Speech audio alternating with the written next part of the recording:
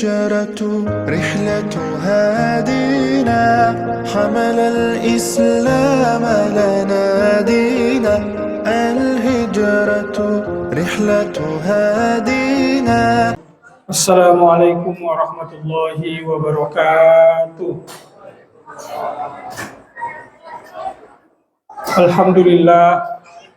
Alhamdulillahilladzi bi ni'matihi tatimmus shalihat. Wassalatu wassalamu ala asyrafil anam sayyidina Muhammadin wa ala alihi wa sahbihi ajma'in, amma ba'du. Alhamdulillah, Bapak dan Ibu sekalian, hadirin hadirat jamaah Masjid Bait Rahman rahimakumullah. Malam ini tak terasa kita masuk pada malam ke-17 bulan suci Ramadan tahun 1445. Untuk waktu finishnya untuk bulan Ramadan semakin dekat dan kita sudah melewati 16 Ramadan. Tentu kita harus mengevaluasi diri bagaimana kualitas dan kuantitas ibadah kita setiap harinya, karena kita selalu bertekad Ramadan kali ini lebih baik dari Ramadan sebelumnya. Hadirin hadirat rahimakumullah. Malam 17 Ramadan biasanya orang identikkan dengan malam nuzulul Quran. Meski kalau kita mengkaji sejarah Al-Quran, terdapat perdebatan di kalangan ulama. Apakah turun pertama kali Al-Quran itu 17 Ramadan atau 27 Ramadan atau malam antara 21 sampai malam terakhir atau salah satu di malam Ramadan. Ini menjadi perdebatan. Tetapi kebanyakan ulama menyatakan itu 17. Ada juga yang menyatakan itu malam ke-27. Masing-masing punya argumentasi yang menyatakan itu terjadi pada malam 17 Ramadan. Dia menyebutnya inna anzalnahu fi lailatul qadar. Malam itu disebut Lailatul Qadar. Malam yang sangat-sangat mulia. Bonus buat umat Islam tidak dimiliki oleh umat lain. Di situ dilipat gandakan berkali-kali lipat amalan kita untuk pahalanya. Umat lain secara usia itu jauh usianya. Umat Nabi Nuh misalnya, itu diutus ke kaumnya 950 tahun. Jadi hampir 1000 tahun usianya. Tetapi umat Nabi Muhammad, kata Rasulullah, bainas sittin was-sabai, antara 60 sampai 70. Tetapi dari segi kualitas, umat Nabi Muhammad tidak kalah.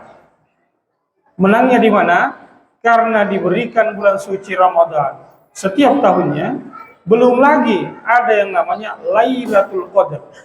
Lailatul Qadar khairun min alfi syahr, lebih baik dari 1000 bulan.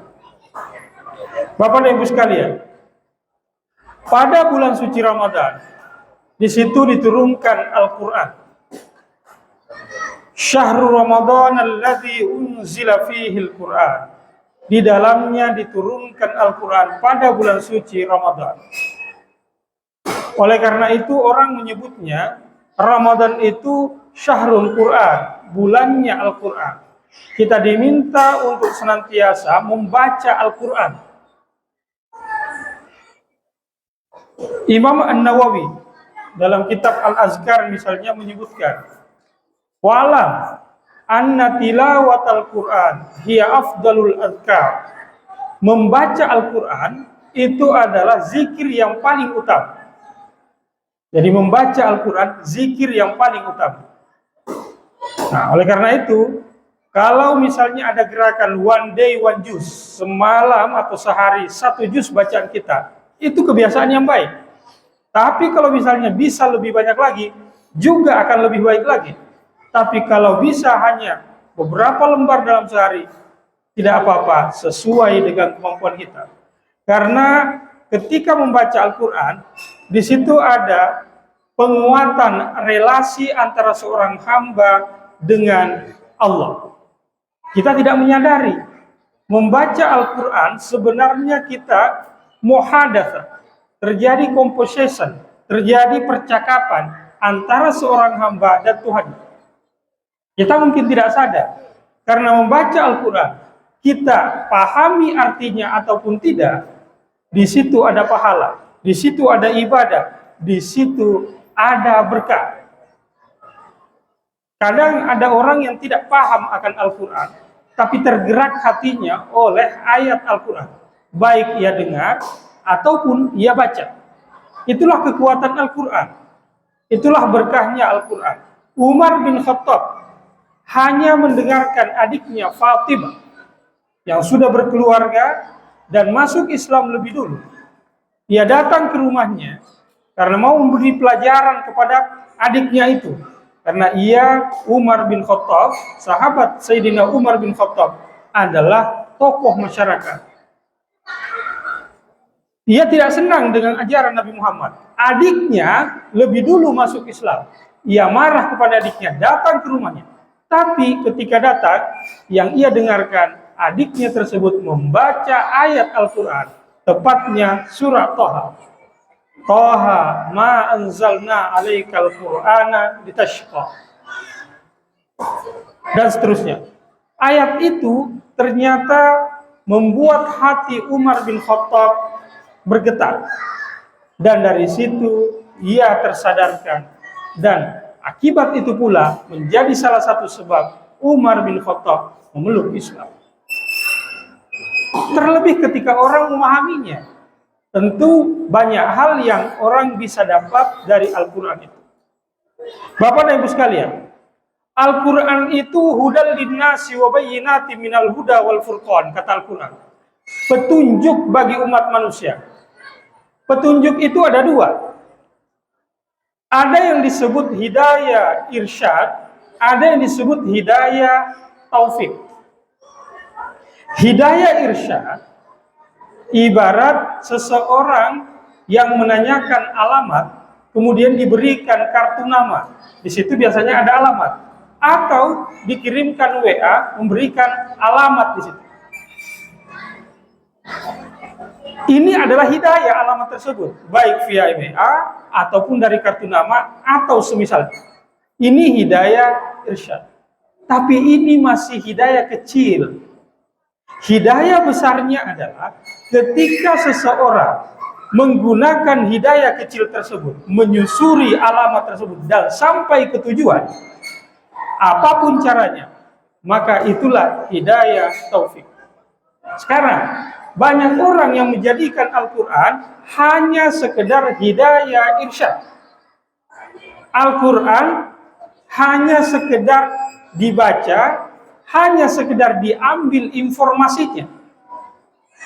Jauh lebih dari itu. Kita diminta oleh Allah, kita diminta oleh Rasulullah menjadikan Al-Quran sebagai hidayah taufik. Apa itu?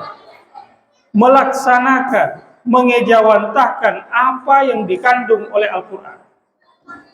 Nah, kalau kita sudah sampai tadi ke alamat itu, sudah sampai ke rumah itu, itulah hidayah taufik.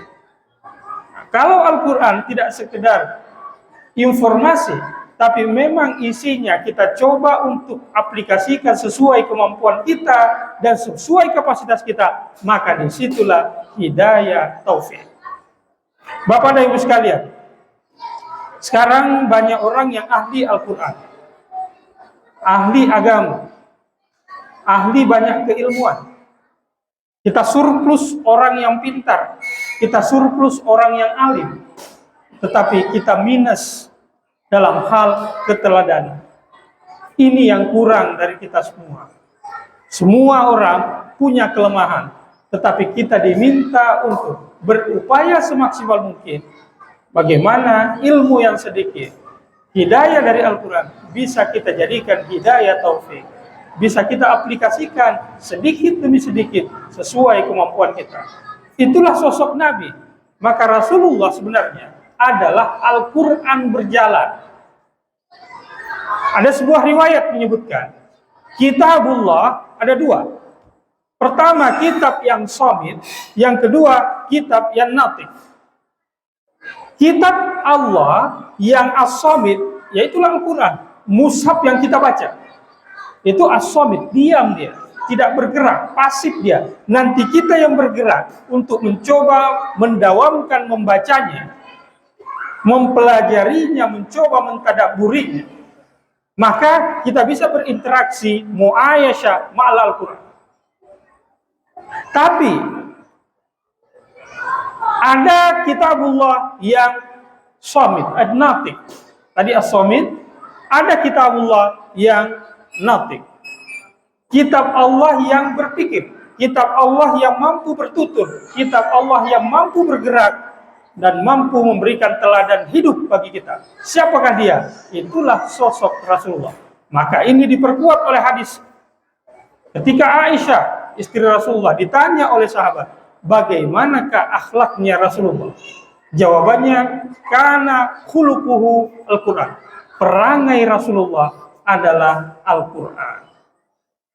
Tidak ada kata-kata dari Nabi, tidak ada perbuatan dari Nabi, gerak-gerik dari Nabi yang bertentangan dengan isi kandungan Al-Quran.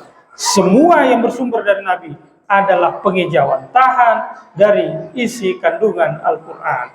Bapak dan Ibu sekalian, mudah-mudahan membaca Al-Quran kita bisa mencoba untuk mendawamkan istiqomah baik di bulan suci Ramadan, terlebih di bulan-bulan setelahnya. Jangan hanya terlena membaca Al-Quran di bulan suci Ramadan, tapi di luar bulan suci Ramadan kita tidak lagi membacanya. Inilah hikmah dari turunnya Al-Quran sebagai petunjuk bagi kita, dan petunjuk itu kita jadikan sebagai petunjuk dalam kategori hidayah taufik. Kita bisa mengejawantahkan isi kandungan Al-Quran dalam keseharian sesuai kapasitas kita, sesuai kemampuan kita, sedikit demi sedikit. Lebih dan kurangnya mohon dimaafkan. Wassalamualaikum warahmatullahi wabarakatuh. Waktu bangkit jiwaku